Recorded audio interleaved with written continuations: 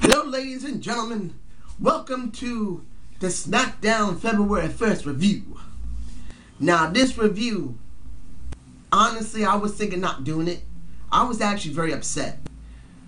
SmackDown was not good. It was actually very bad. Not because of the content of the show, but what was thrown on the show. As you see in my title, SmackDown Rewind, that's all it was. It was a glorified rewind of Raw. There was almost nothing there for me personally. Seeing almost everything else was secondary. They just wanted to make sure everyone knew what happened in Raw. We saw The Rock. We saw CM Punk. We saw John Cena. We saw Big Show and ADR. We saw Brock. I mean, look. Keep Raw out of SmackDown. Usually we get maybe one, maybe two rewinds of Raw. That usually happens. We got about 4, maybe 5. I'm taking a guess 4. But the things that were done weren't that bad, but they were so badly overwhelmed by the rewinds, it threw me off. I was done. I looked at this just because, for you ladies and gentlemen, I did this because I love you folks. Yeah, if that sounds a little strange, I'm sorry. But look, I care about giving you guys a fair review of something. And I really take this very seriously.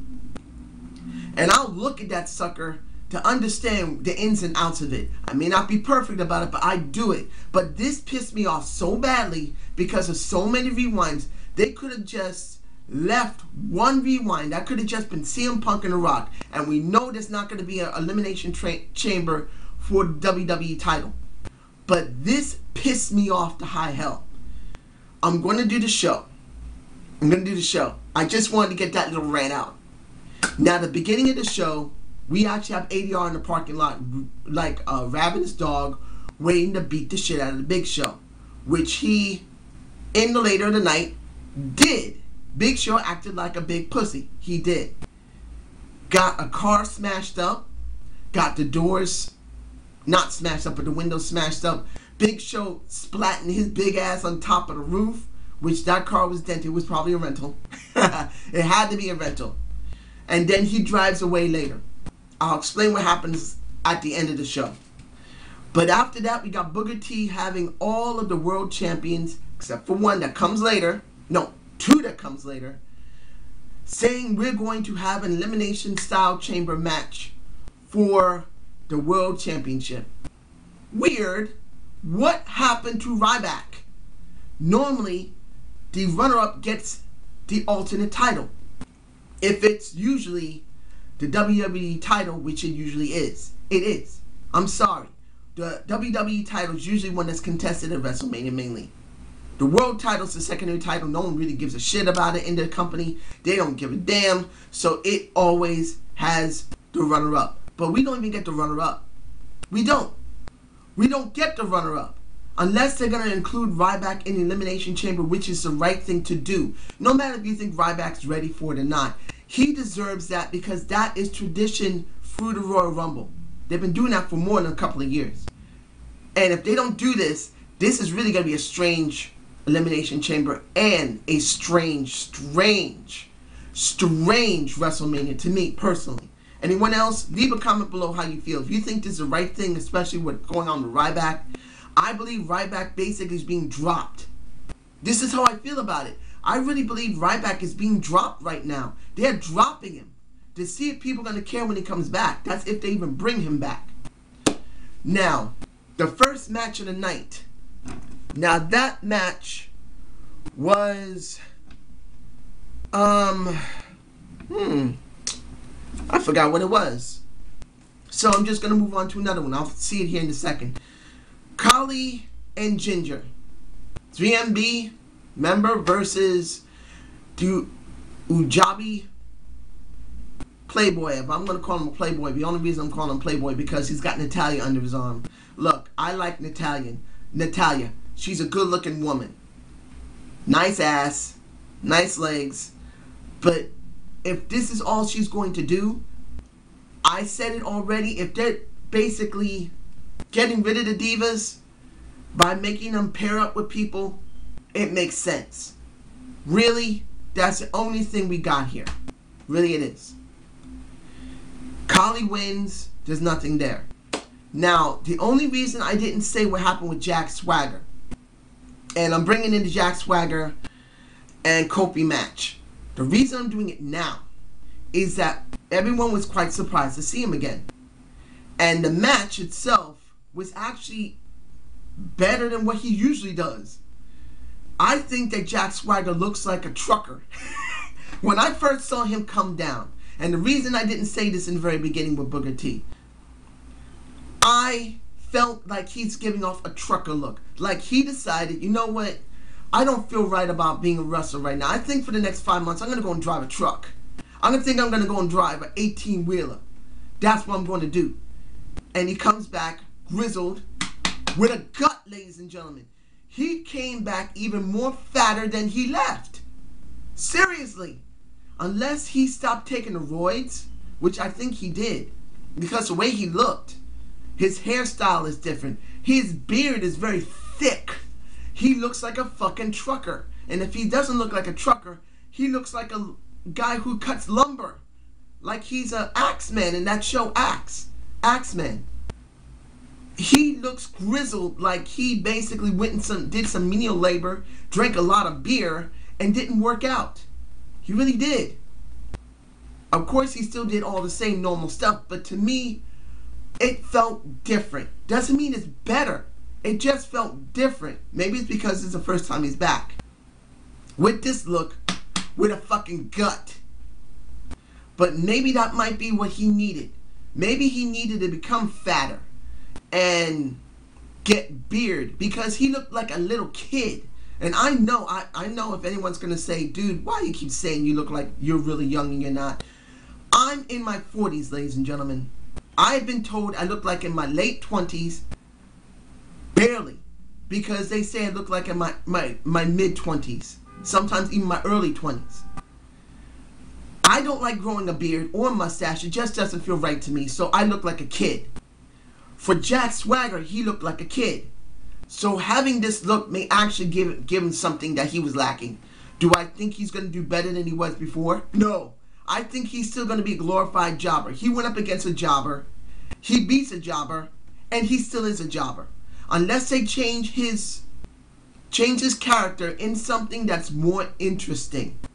We're going to see him job, even though he looks like a damn trucker with a gut that could have better potential, especially if he changes his clothes, because he looks stupid in his old clothes. Now, I'm going to say what I said before, which I'm glad that WWE, and I'm saying this clearly, that WWE doesn't always do what we believe should be done, but this time they did.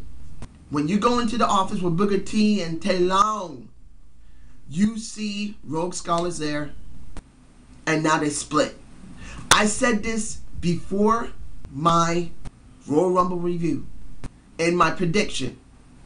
If they do not win those titles, you must split them off, because it's a waste keeping them together. I liked Rogue Scholars. They were a good tag team. They had a good character, but the problem was they weren't featured much, and they didn't win the titles, which would have gave them more featuring. That would have gave them more of a look to the mainstream fans, which they needed. But when they didn't have it, they had to be split apart, and I'm glad they did it. That little bit about saying, never heard the poem before, but saying, I don't want you to walk behind me, I don't want you to walk in front of me, I just want you to walk by my side, was actually touching. And if you think it's corny seeing, hell no, this was done in some good taste until the hugging started. Oh, I miss you, man. Oh, don't worry, we'll be good. Oh, come on. It was corny, but I enjoyed it. They gave me one last taste of how good chemistry works. And I'm glad about it. Now, the match after that between... I had to scratch my face because I would normally scratch my skull. Because this made me... It gave me a headache. It makes me want to scratch my scalp. It makes my scalp itch. Seeing again... Give me a minute. I fucking hated that match. It wasn't a bad match, but I fucking hated it because it was a repeat and it didn't do anything. Having Damian and having Sheamus fight one another was random, and we've seen it already. It is a repeat. We knew that Damian was going to lose. But then seeing the Shield come out, kicking Sheamus's ass. And really, Seth Rollins took a good whack to the face with the bro kick, baby. Boom! Right in his face, like he got a shot of an iron palm. You know how with the old Kung Fu martial arts, and you see the guy doing an iron palm, bang! He took a good smack to the face, which I can say I enjoyed. And hopefully he's okay. But you know what? It didn't prove anything. What did we get from the Shield? Seth Rollins, Roman Reigns, and Dean Ambrose look like they can give something good separately if they're pushed. Seth Rollins would be at the bottom of the barrel. Roman Reigns would be in the middle. And Dean Ambrose would be at top. It's obvious. You could see the order of who would be the best out of the three. But I don't see anything here. Fighting what injustice? They need to say heel injustice. At least then people will more identify with it. I know people finally figured out by now that they only go after the faces. It's obvious because for so many years, what do we get from WWE? Every face got over. It was a face fest. Now they're forcing the heels to be the faces in a sense. Now they're trying to get the heels to get over. But there's no direction with it. Look, if you structured the Shield properly, they would be a monster. But I don't see that here. Only thing I see is 3 NXT rookies who's been given prime time and they're doing absolutely nothing.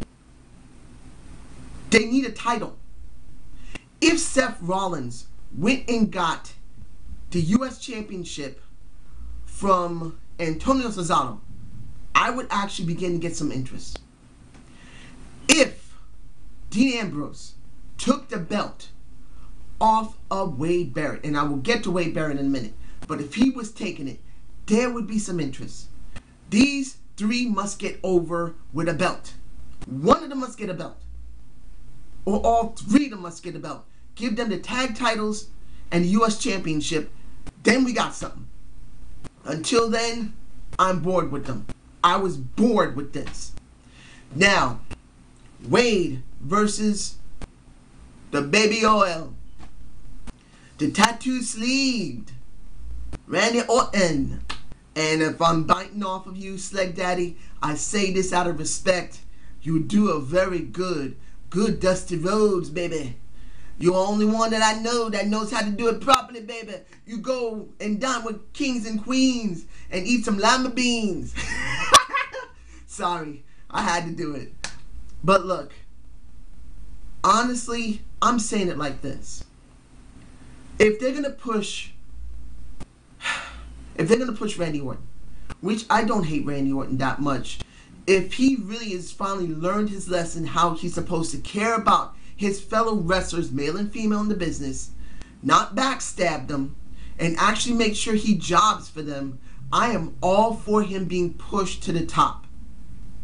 Yes, he doesn't have a good voice. He has a monotone voice that talks like this.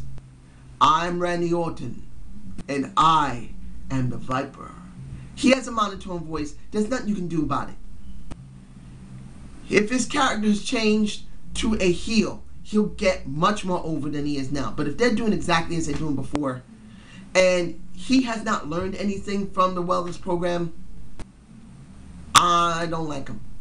I'm tired of him. But right now, we don't know that. I'm seeing it from a positive, ladies and gentlemen. I believe he learned something when he was away for a couple of months because he's near the point of being kicked the fuck out. They're going to put that fist up his ass and say, get the fuck out of here, motherfucker. You had your shot. Get away and go to TNA. Because we ain't dealing with you acting stupid. If he had learned from it, and he's willing to job for people that really deserve it and need it, then by all means push him to the top. As long as it's understood that he needs to change his character eventually, and as long as he continues to job from time to time to get a storyline over, I don't got a problem with him. So Wade personally had to be sacrificed here. I like Wade, but Wade isn't doing anything right now. But this also covers into what's going on with Bo Dallas. And I don't understand why Bo Dallas didn't come out. I would have liked him to come out and then laugh at Wade. Or maybe on the Titantron, let him be seen, something. Maybe he could have said, I'm coming for you, Wade.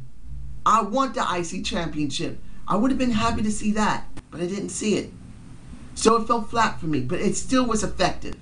This may lead for Randy Orton to get into the Elimination Chamber, which he probably will.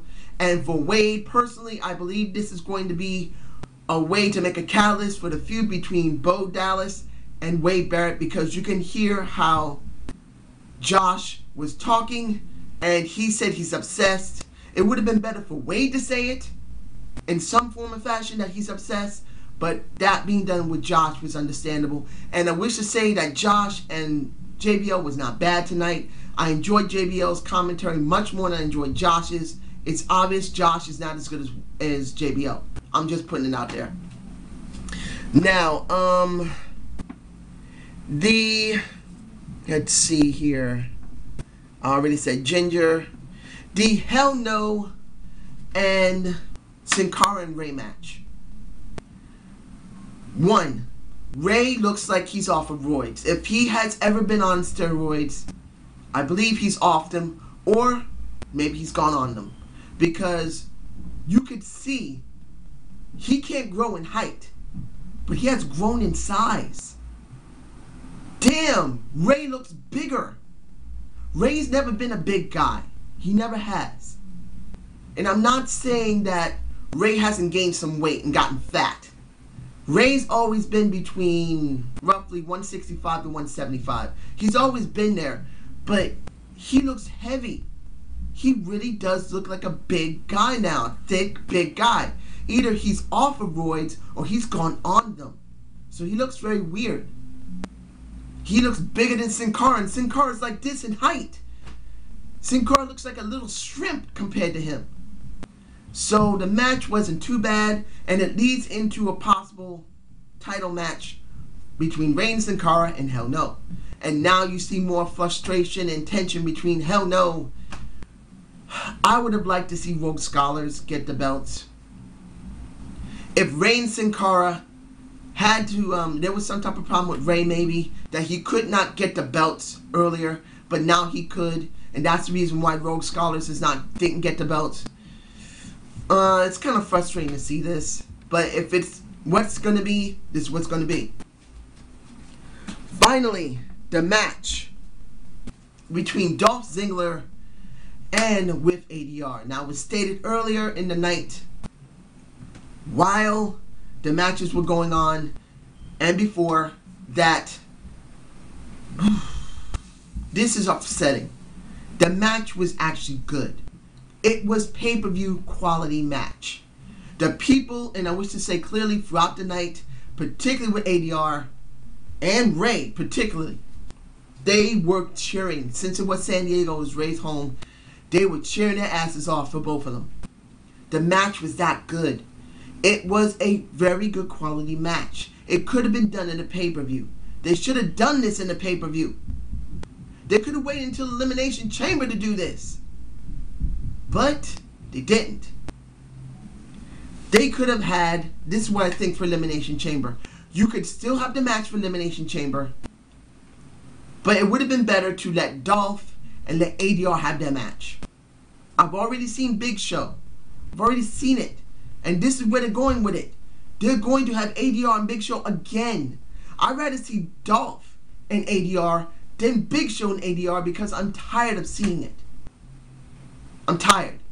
Particularly what happened after it was finally decided and the match was over and ADR won.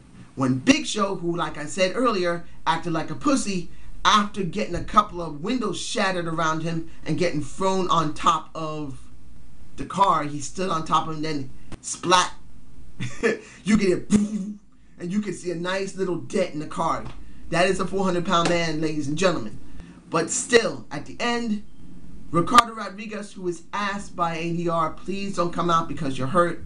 I knew there was some type of shenanigans that was going to happen, and there you go.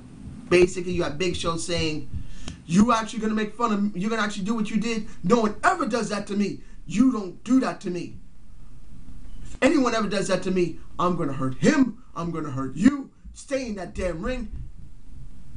I was already bored by the first couple of words. It was effective because this is where they're going with it. It was effective enough that it's going to be leading into Raw this coming Monday and leading also into Elimination Chamber. They have to have material to work with. Seeing Ricardo get knocked out, seen it before. How do I rate this show? C. What killed it for me, if there wasn't so many Raw rewinds or Raw rebounds or whatever you want to call it, the show would be at least a B- quality show, because Jack Swagger came back. No matter if you like him or not, he looked like a damn trucker or a logger, guy who likes to cut up logs and work in one of those log factories, one of those places where you I forgot the name of it, but if you know what that is, leave a comment below. If you look at Axeman, you know what it is. A lumber mill. Sorry, now I remember. A logger from a lumber mill. That's what he looked like. But seeing him, then seeing basically Rogue Scholar split up, which they're not doing anything with them, which is great. I'm happy to see them split up. I am sad because I'd rather see them win the titles and keep together. But since they're not doing anything with them, it's understandable. That made me happy. Seeing, I don't even think there was anything else. Really. There was nothing else that I liked except for the match. Seeing those three, that was it for me. Because every other match throughout the night was boring to me. The final match of the night with Dolph and ADR was the only thing that was interesting. Like I said, when it came to Rogue Scholar, splitting up was the right thing, and I'm happy about that because I'm not doing anything with them. And essentially speaking, the last part, as I said earlier, I didn't mind it. So this is a C show. It was not good. Raw being there so much predominantly destroyed the show. So I hope you enjoyed the Zane's view of SmackDown. I don't even want to say the name of the date and stuff. I'm just sick of this show. If you guys liked what I said, please leave a comment and give me a subscribe. I want to know if I'm doing all right. And thank you very much and have a good night.